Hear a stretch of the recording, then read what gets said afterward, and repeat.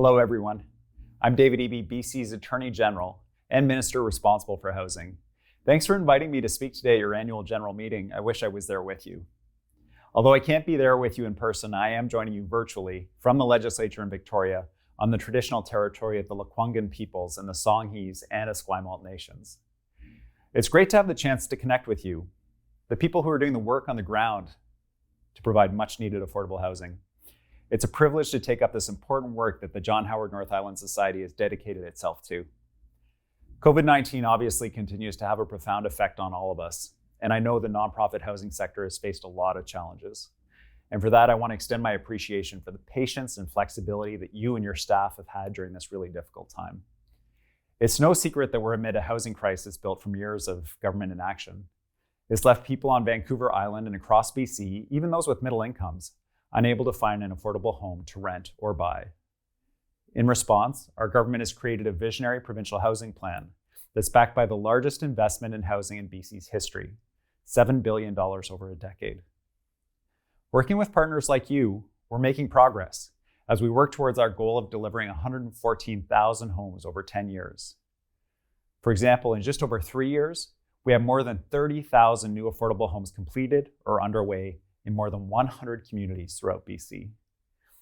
These homes are for a range of people with varying incomes, from people experiencing homelessness to middle-income families and seniors on fixed incomes. We're also delivering housing designed specifically for students and Indigenous peoples, both on and off reserve. There are more than 5,100 affordable homes either complete or underway on Vancouver Island, including 2,760 homes from Duncan to Port Hardy. We're making progress and heading in the right direction, but there's a lot more to do. Many people are still struggling to find housing they can afford. As part of Budget 2021, we announced an investment of $2 billion for the Housing Hub. The Housing Hub provides developers with loans at much lower interest rates than would otherwise be available to incentivize them to build new homes for middle-income households. In return, developers pass the interest savings along to the public through more affordable rents and homeownership opportunities. We're making progress, with more than 3,400 rental homes for people with middle incomes already completed or underway. Just last month, we announced that 180 new affordable homes are on the way for people with middle incomes in Nanaimo, thanks to the Housing Hub. These homes will help more people stay in the community where they live and work, something that everybody deserves. Our government is also prioritizing homelessness. This has been a top priority for our government since day one, and the pandemic has further highlighted the importance of providing safe and secure accommodation for our most vulnerable citizens. Encampments are not a safe or suitable form of affordable housing or permanent housing, and we worked fast to bring hundreds of people inside since the pandemic started. From October 2020 to May 2021, we moved 229 people indoors in Victoria.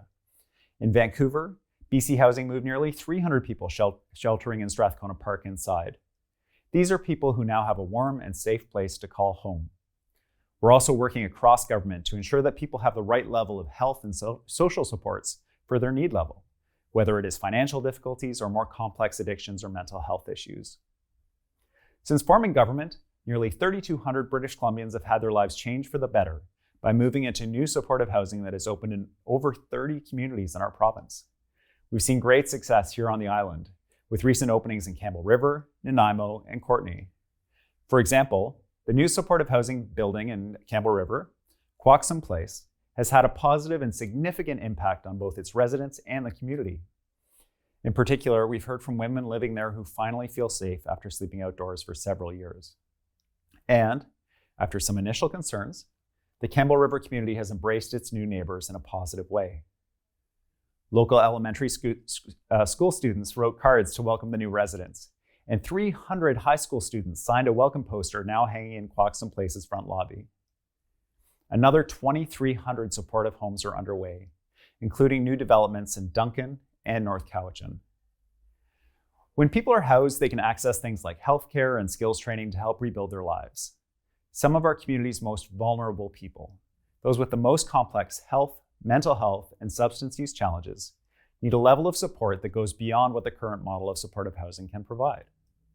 We know there are gaps in the current system for people with more complex needs, and we're committed to filling those gaps. We'll continue to house more people with supports and work to deliver new mental health supports and new kinds of housing for those who need an even higher level of medical care. My ministry is working with the Ministry of Mental Health and Addictions to develop a framework to ensure that people with mental health and substance use challenges experience seamless and cohesive care, where every door is the right door, and where transitions are key so that people who are, for example, discharged from hospital are met with the right supports at the right time. And while this work is primarily focused on the health system, it will also look at the broader social determinants of health that impact these issues. I'm proud of the progress we've made together on this critically important file, but I'm also keenly aware that there's still much more work to be done. There are still too many people in all corners of the province who are struggling to find permanent housing. These challenges may have been magnified by the pandemic, but they've existed for decades. They won't be solved overnight, and the solutions will require sustained commitment from everyone here today. It will require collaboration and innovation. But I'm confident that we will solve these challenges together. Thank you.